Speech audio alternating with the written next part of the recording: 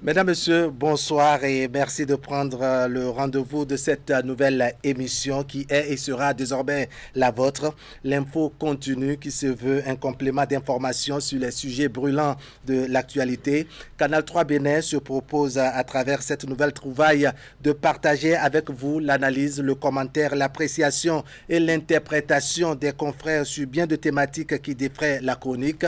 On n'écarte pas non plus le regard croisé des personnes ressources au profil varié et diversifié sur des questions politiques, économiques, institutionnelles d'ici et d'ailleurs. Ne ratez donc pas ce rendez-vous de tous les 20 heures sur le 282. Nous serons ensemble du lundi au vendredi. Pour ce premier numéro, on se propose de feuilleter les pages de l'histoire, de consulter les archives avec des témoins vivants d'un des grands événements ayant marqué le parcours du Bénin, allusion faite à la conférence nationale des forces vives de la nation de février 1990. La presse a joué un rôle significatif dans la couverture de cette historique rencontre qui a visiblement changé le destin du pays. En plateau ce soir, nous sommes avec un acteur clé du monde des médias qui a vécu plus ou moins les temps forts de cette conférence. Constant Agbidinoukou, c'est son nom. Doyen Constant Agbidinoukou, bonsoir. Bonsoir, mon cher Wakhabali. Merci de vous être montré disponible pour partager avec nous, je dirais, les temps forts de ce moment qui nous retourne 35 ans en arrière. Alors, Constant Agbidinoukou, si on fait de pas en arrière, comme je le disais, nous sommes aujourd'hui du 10 février 2025, donc 35 ans en arrière, ça sous-entend que nous étions à la veille de l'ouverture des travaux de la conférence nationale. Vous qui avez pris une part active en tant que, je dirais, journaliste, reporter de l'époque, comment les choses se sont déroulées? D'abord, la mobilisation au niveau de votre rédaction. Je vous remercie beaucoup. Je salue les amis téléspectatrices et téléspectateurs qui nous suivent. Je voudrais aussi saluer la mémoire de certains des acteurs clés qui ne sont plus parmi nous. Je salue la mémoire du président Mathieu Kérékou, de Monseigneur Isidore de Souza, de vive mémoire, Bertin Barnard, Madame Grâce d'Almeida Adamon, Monsieur Léopold Dessous, Marius Francisco, ils sont très nombreux. C'est ça. Qui ne sont plus là, qui ont joué un rôle important dans le succès des travaux de la conférence. Je salue aussi ceux qui sont encore là, qui vivent. Ils sont aussi très nombreux, ceux-là. Nous aurons le temps de revenir là-dessus. D'accord. Alors, la veille, ça veut dire, vous voulez me dire, le 18 février 1990. C'est bien ça. On avait un peu peur. À l'ORTB, c'est vrai, on était actifs. Depuis des mois déjà, nous nous retrouvons la conférence des deux rédactions. D'accord. Un journal parlé, journal télévisé. D'accord. André-Marie Johnson, Vincent Dacy, Isidore Zissou, Marcel Tchobo, Joël Rondolo, les frères Migan, Gérard et Justin, Philippe Nsek, Bertie Kessou, elle n'est plus là aujourd'hui, Annick Ballet. On échangeait entre les deux rédactions pour dire mais comment nous pouvons nous organiser pour réussir la couverture. Surtout que notre ministre de tutelle, c'était le président Ousmane Batako. D'accord. Je dis président parce qu'il a été président de la Cour suprême après. D'accord. Nous l'avons convaincu et il a pris l'initiative de parler au président Mathieu Kérékou, paix à son âme, pour qu'il y ait une retransmission en direct à la radio. À la télévision, nous ne pouvions pas parce que nous n'avons pas de moyens. Oui, les équipements à l'époque ne pouvaient pas répondre à cette réalité-là.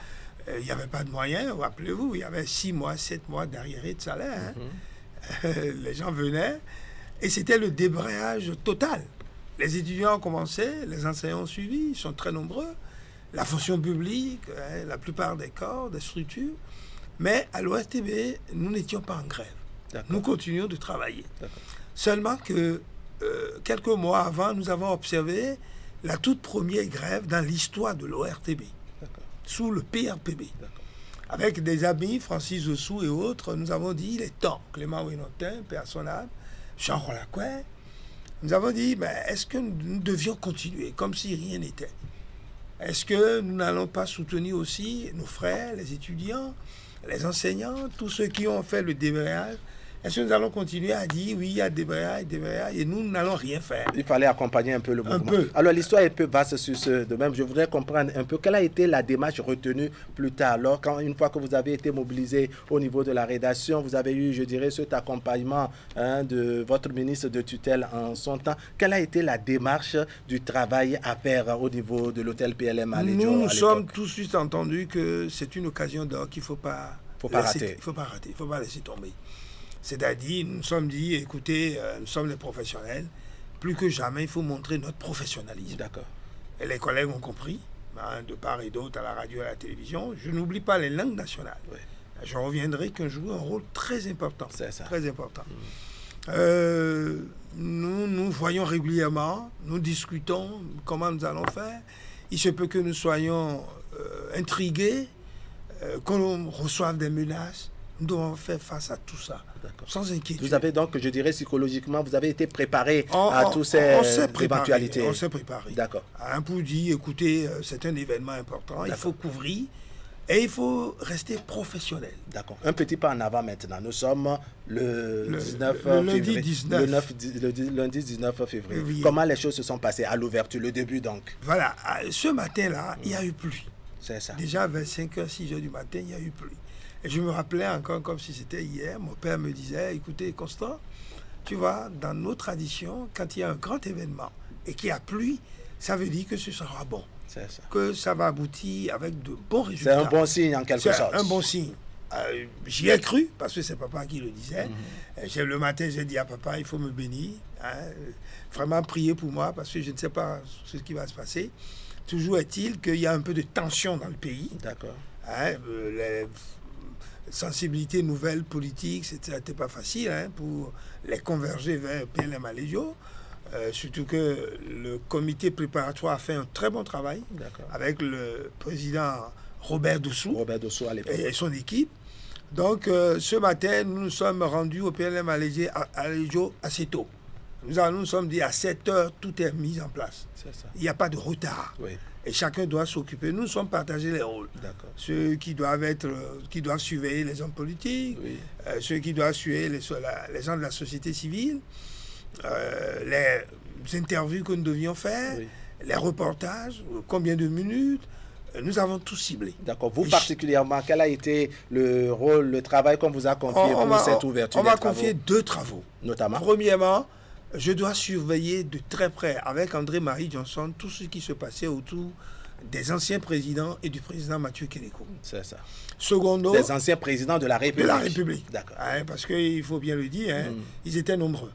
Hubert Maga, Aroma Legbe, Akpiti n'y était pas, Akpiti est déjà décédé. Oui. Émile Derlin Zissou, Paul-Émile de Souza. Oui. Donc, Maurice Kouanlouté, tous ceux-là étaient des chefs d'État. Quand ils étaient sans oublier le général Mathieu Kéréko lui-même. Lui-même, très en forme et prêt à tout. Et puis, nous devions aussi faire des interviews. J'étais consigné pour qu'à chaque fois, on puisse faire des interviews. Parce que il faut bien dire que la radio émettait en direct. Mais nous, à la télévision, c'est ce que nous appelons du faux direct. C'est-à-dire enregistrer les éléments et au fur et à mesure les diffuser sur l'antenne à la télévision. Il faut saluer au passage la mémoire de Didier Faladé, qui était notre chef programme à la télé, et puis Madame Michel Badarouakan, qui était la directrice de la télévision. Nous avons travaillé en symbiose, même si de temps à autre il y avait un peu d'échauffement. Vous savez, c'est pas facile. La tension de l'époque pouvait justifier tout cela. Tout cela.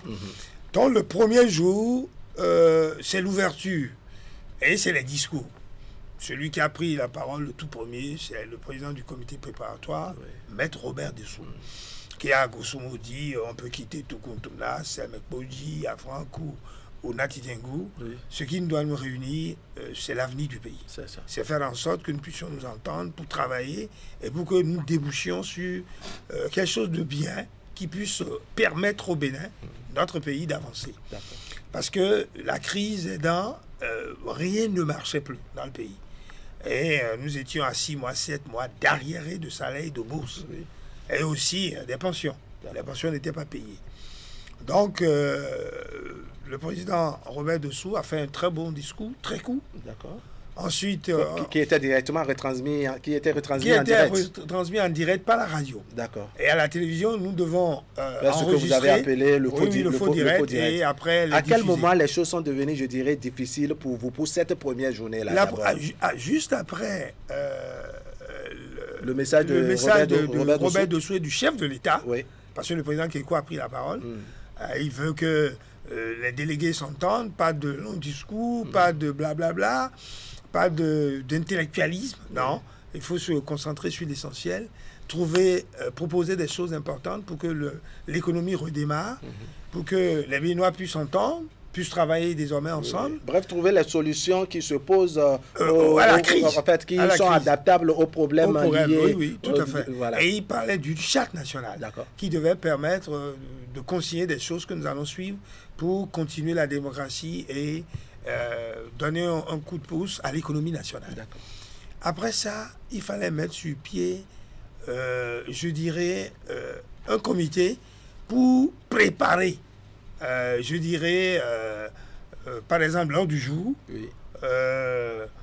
Pour dire un mot sur tous les petits documents que le comité préparatoire a préparés, excusez-moi, et sur lesquels les délégués devaient se fonder pour travailler ensemble. D'accord. Et juste après, c'est la pagaille totale. Hein, les délégués ne s'entendaient pas, chacun voulait placer son mot nécessairement. Il y avait en quelque sorte de chamaillement. Il y a beaucoup de chamailles, d'échauffourées même. Oui. Hein, des gens s'insultaient pour dire non. Alors, le bureau provisoire, c'était le doyen, paix à son âme, Salomon Biokou. Oui. Il y avait Madame Arolou Hélène Keke. Oui. Et puis, il y a un jeune qui s'appelait Kapo. D'accord. Kapo. C'était les trois. Et personne ne s'entendait, les gens voulaient avoir la parole. Alors sur cet aspect, parce que si chacun voulait avoir la parole, les choses pouvaient aller, je dirais, dans tous les sens. Le professionnalisme dans le métier, n'est-ce pas, exige pour éviter que vraiment sur, je dirais, les antennes, on puisse dire, vous permettez n'importe quoi. Quelles sont les dispositions qui ont été prises en quelque sorte pour essayer de régler les choses, de canaliser les choses, en tout cas pour ce qui relève de la presse? Non, nous nous sommes dit, nous allons jouer au professionnalisme. C'est-à-dire, tout ce qui se passe, nous notons. D'accord. Ce qui est certain, la radio émettait en direct. Directement. Ça sous-entend qu'à l'époque, tout ce qui se faisait à la conférence nationale était directement... D'accord. Et les Béninois avaient leur transistor à l'oreille et suivaient tout ce qui se passait. Ils étaient attentifs, ils étaient, je dirais, encouragés à suivre parce qu'ils tenaient à ce que les choses réussissent. Nous, on suivait, on notait. Et Mme Arolou Keke était très dure, très dure. Compte tenu de l'âge du vieux, Salomon... Oui, le doyen d'âge. Nous l'appelions vieux de façon sympathique, amicale. Et elle était très dure, Mme Hélène Arolou Keke, pour dire non, vous n'avez pas la parole, laissez telle personne parler. Elle jouait à la discipline. Et elle se donnait la police des débats. Et elle a réussi. Ce qui est sûr, tout l'après-midi était... à l'eau, il n'a pu rien faire. Donc nous nous sommes retrouvés le second jour, donc le mardi 20 février 1990. Et après, on a cédé la place maintenant pour que le présidium s'installe. D'accord. Alors, est-ce que pour cette première journée, vous avez fait un bilan? Est-ce qu'on ne vous a peut-être pas reproché, par exemple, de laisser passer, je dirais, des informations à chaud comme ça sur les antennes? Est-ce qu'on ne vous a peut-être pas reproché également la nature des comptes rendus faits par les uns et les autres? C'est le direct. Le direct a ses risques. Oui. C'est ce qui se passe que vous voyez. Oui. On n'invente pas. Donc, sur ce plan, on n'avait rien à dire. Oui, mais il y avait de ces synthèses que les journalistes pouvaient faire. Pour vous qui êtes, je dirais, déployés sur le terrain, il y avait des comptes rendus qu'il fallait faire. Nous, de la télévision, nous nous préparions à tout moment à intervenir. D'accord. Parce que c'était le faux direct. Et nous préparions, chacun a reçu sa mission. Donc, je dois faire avec André-Marie Johnson et Gérard Migan beaucoup d'interviews pour qu'on puisse les diffuser, parce que ce n'est pas le direct chez nous. Justin et Philippe Luncer qui étaient sur des reportages, les petits reportages que nous devons, avec lesquels nous devons meubler les éditions du journal télévisé. Chacun avait reçu une mission. Ce qui est certain, tout l'après-midi, nous nous sommes contentés de suivre et de vérifier ce qui se disait et ce que nous pouvons dire comme compte rendu. D'accord. Alors, quel était votre état d'âme durant cette période-là? On sait qu'on sortait fraîchement, hein, d'abord, ce n'était même pas encore la fin, mais on avait le régime militaro-marxiste, n'est-ce pas, qui était là, oui, qui n'était pas aussi, je dirais, flexible pour autant. Est-ce que vous n'avez pas une certaine crainte durant ces comptes rendus et autres? Est-ce que vous ne craignez pas à un moment donné que les choses puissent basculer, que le général puisse changer d'avis, que l'armée puisse réagir d'une manière ou d'une autre? Ce qui est certain, mon cher Wahab, c'est qu'il y avait un peu d'inquiétude. On ne savait pas comment les choses vont se passer, quelles seront les conclusions. Ce qui est certain, on était fiers de faire le job. D'accord. Et donc, après la première journée terminée, vous vous êtes dit que bon, la vie peut continuer, on peut continuer notre travail sans crainte. Sans crainte. D'accord, nous sommes maintenant le mardi. Le mardi, on a pu mettre sur pied le présidium, le bureau du présidium. Au départ, on nous disait que c'était le Monseigneur Robert Sastre qui devait présider les travaux. D'accord. Mais entre-temps, il est parti à Rome et nous avons découvert Monseigneur Isidore de Souza. Heureusement pour nous, parce que ceux qui savaient un peu et qui connaissaient Monseigneur Robert Sastre, c'est quelqu'un qui n'avait pas sa langue dans la poche et qui était très dur. Oui. Les propos étaient très durs. Moi, je l'ai connu. Plusieurs fois, je suis allé à l'Ocosa lui faire des interviews. Et il est très rigoureux et très suivi par rapport aux principes. Donc, beaucoup de délégués se disaient, si c'était lui, est-ce que les choses n'auront pas basculé? Est-ce que nous n'aurons pas trop de rigueur qui va tuer les travaux de la conférence? Dieu merci, c'est Monseigneur de Souza. Dieu merci vraiment que ce soit lui. Alors, il a tout de suite été élu, et avec beaucoup d'acclamations. Les gens voulaient que ce soit un prélat, pas un homme politique. Oui. Ensuite, le vice-président, c'est M. Léopold Dessous. Oui. Et puis, il y a tous les autres, hein, Maman Ndiaye, il ne vit plus, Bertin Borna, Kras Almeida Adamon, Marie Francisco, M. Jean-Roger Aoyo. Il y avait assez de monde, beaucoup d'intellectuels, et qui savaient à peu près ce qui devrait se passer.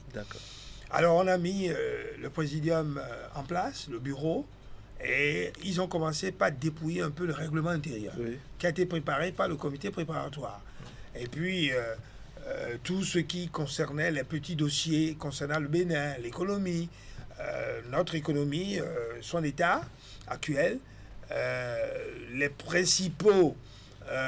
principales structures qui travaillaient avec le PAPB lui-même, trop puissant, qui était là, les caciques, il y a le Conseil exécutif national, donc le gouvernement, il y a le comité permanent de l'Assemblée nationale révolutionnaire, c'est l'Assemblée qu'on appelait l'Assemblée nationale révolutionnaire, le Parlement. On peut dire que vous avez vraiment de la mémoire, hein, Constant, oui, je faisais un effort. Alors dans les coulisses, quelles sont les anecdotes liées, je dirais, à votre métier, à ce qui vous avez envoyé sur le terrain? Il faut avouer que nous avons deux responsables très durs, très rigoureux aussi. Didier Falalé, chef programme, et puis Madame Michel Lacan, qui était la directrice. Nous avons notre rédacteur en chef, qui était Jean Tcha. Paix à son âme. Jean, bon, il nous écoutait. Il n'intervenait pas beaucoup. Il nous donnait quelques directives. Faites du bon travail, venez vers nous, rendez compte fidèlement. Ne créez pas d'autres animosités pour qu'on dise que nous voulons jeter le pays dans le désordre. Tout cela fait que nous avons pris notre travail très au sérieux. Et le premier jour, le soir, nous avons balancé ce que nous avons pu enregistrer. Le second jour, nous avons balancé ce qui concernait la mise sur pied du bureau, le présidium de la conférence. Et ensuite, quand ils ont terminé d'étudier le règlement intérieur, je vous avoue, M. Wahab, les choses sérieuses ont commencé. D'accord. Allez, on va marquer une petite pause, n'est-ce pas? Jeter un coup d'œil, n'est-ce pas, sur une revue de presse que nous propose notre collègue Assiongwan Kanye Assiongwan sur un peu les réalités du moment. On avait la presse de service public qui existait, je dirais le seul quotidien de service public, la presse écrite de l'époque. Ce résumé donc de Assiongwan Kanye Assiongwan, et on revient apprécier avec vous.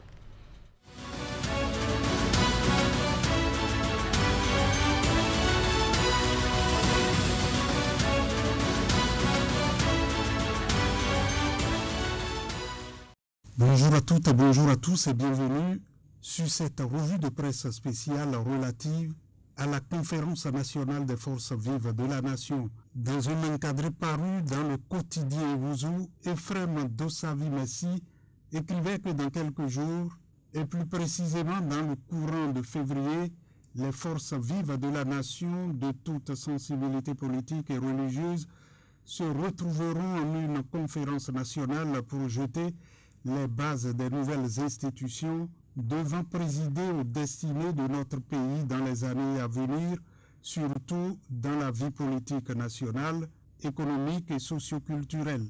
À la veille de cet important événement, écrivait-il, et compte tenu de son caractère historique, la section béninoise de l'Association des juristes africains a organisé le 18 janvier 1990 une conférence débat sur le thème « Une constitution, pourquoi faire ?»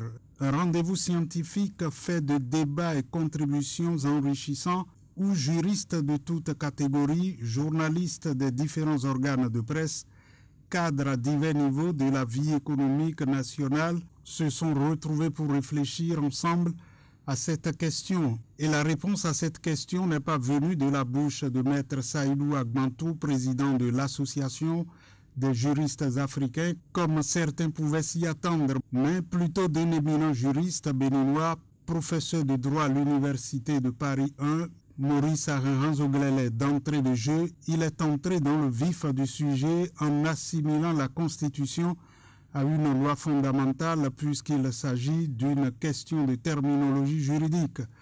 Peut-on changer une constitution? Oui, indique le conférencier. Mais il y a certains principes auxquels on ne peut toucher, tels l'immuabilité. Il y a des constitutions souples qu'on peut réviser à tout moment par une simple déclaration. Certaines procédures, par contre, prévoient le recours à un référendum. Il y a des procédures parajuridiques, un parti qui prend sur lui de modifier la Constitution, et des procédures plus radicales, le coup d'État. C'était la revue de presse spéciale Conférence des forces vives de la nation de février 1990. Merci de l'avoir suivi.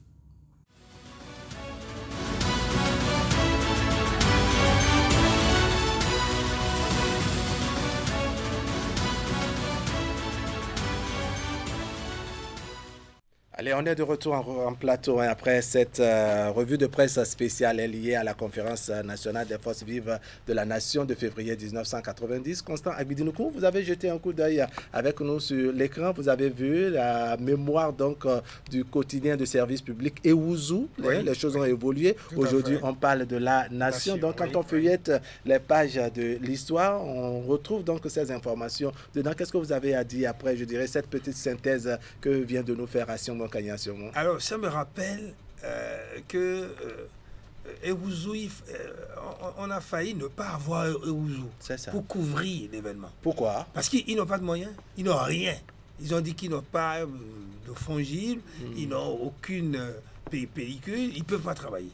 Et c'est la conférence qui a demandé spécialement au ministre de la Communication, M. Ousmane Batoko, de faire quelque chose pour que nous puissions avoir les archives liées à la conférence nationale. D'accord. Et effectivement, le ministre a répondu, on a pu trouver il a fait le nécessaire, comment? Le nécessaire. Et Ouzou est venu couvrir. D'accord. Je salue au passage la mémoire de nos confrères. Ephrem Dossavi Messi. D'accord. Une très belle plume. Il a résumé et il rendait compte régulièrement. Et ça nous permettait nous-mêmes, qui n'étions parfois pas dans la salle, parce qu'il faut faire des va-et-vient. Oui. Il faut faire des interviews ou des reportages. Donc, c'était vrai. À un moment donné, ils sont entrés dans le vif du sujet pour dire que cette constitution elle-même est caduque et qu'elle ne reflète plus l'actualité et qu'il faut la mettre de côté et penser à une nouvelle constitution qui va régir notre vie.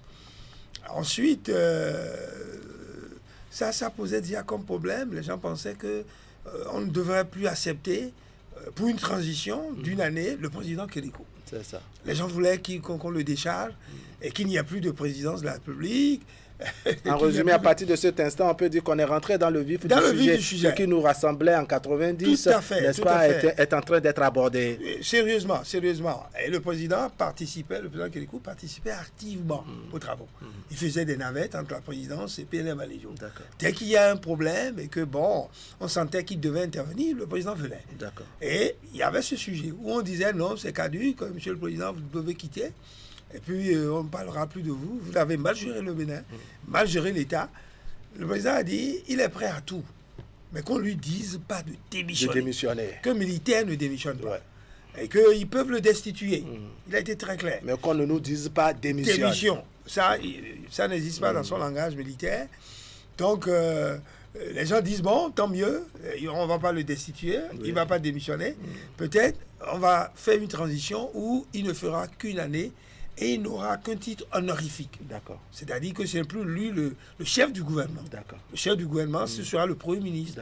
On aura élu à la personne de M. Nicéphore Dieudonné Soglo. Alors, est-ce que vous n'avez pas senti, je dirais, une forme d'inquiétude dans la salle quand de pareilles décisions ça venaient d'être prises ou bien quand de pareilles idées s'annonçaient? Est-ce que vous n'avez pas senti une forme d'inquiétude quand on sait que le général Mathieu Kérékou, 18 ans durant, a tenu le pays à bout de bras, n'est-ce pas, à gérer les choses avec un peu de muscle. Il a été un peu métallique sur un certain nombre de choses. Tout à fait, un peu de patience, de sérénité, teinté un peu d'inquiétude.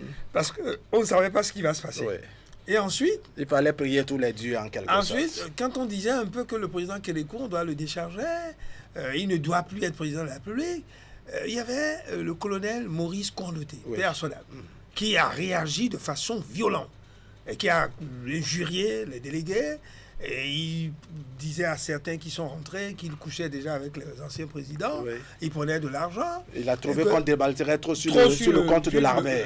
Et que lui, il ne peut pas accepter, qu'il était au pouvoir, tout de suite, l'armée va montrer de quoi il s'agit, et qu'on ne peut pas continuer à injurier l'armée en sa présence. Et quand on sait que c'est un spécialiste des coups d'État, bien entendu, il fallait s'inquiéter. Que c'est un spécialiste du coup d'État. Et que quand il dit qu'il va faire un coup, il fait ce qu'il dit. Et de faire attention. Le président Maga dit qu'il ne veut pas voir le sang couler, il faut qu'on fasse attention. Alors le président Zissou dit non, ils veulent nous distraire, mais je ne vais pas les y aider. Toujours est-il que tout le monde, de façon unanime, au niveau des délégués, on a condamné cette réaction plutôt violente du Maurice Condoté. D'accord. L'autre chose, c'est que de fil en aiguille, les gens trouvaient que, mais écoutez, nous travaillons pour qui? Nous sommes à la conférence nationale, on va aboutir à des conclusions, mais qu'adviendront de ces conclusions? Et certains ont émis le vœu que nous devons proclamer la souveraineté de la conférence et la force exécutoire de ces décisions. Très bien. Ça sous-entend qu'une fois que les décisions sont prises au cours de cette conférence, on doit pouvoir les exécuter. Et là, mon Dieu, c'est là où on a vu tout le tollé et surtout les difficultés entre les éléments du PRPB, les ténors du PRPB et les nouvelles forces démocratiques constituées au niveau des délégués. Et là, à un moment donné, écoutez, ils ont proclamé la souveraineté de la conférence. Tous les délégués liés au PRPB étaient restés assis quand l'hymne national tonnait. Ils ont boudé. Quand l'hymne national a retenti, on s'est dit que finalement, on est au bout, on a le bout du tunnel. Et ils ont refusé, ils disent qu'ils ne reconnaissent pas cette souveraineté.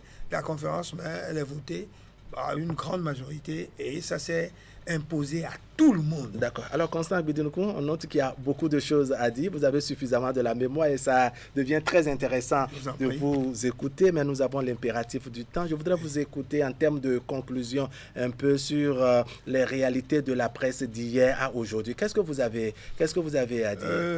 Les délégués nous ont remercié que la presse a fait un travail merveilleux.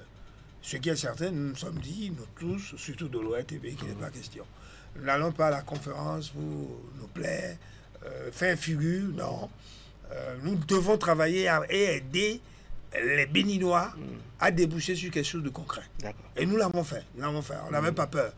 Et je dois dire, Monseigneur Isidore Deuza nous avait dit quelque chose. Lui-même, il disait qu'il ne dormira jamais 2 fois dans un lit. C'est-à-dire tous les soirs, il changeait de maison. Et il nous a dit de le faire autant, qu'on ne sait jamais ce qui va se passer. C'est ça. Et c'est bien après qu'on a su. Il faut saluer la mémoire du président Mathieu Kérékou.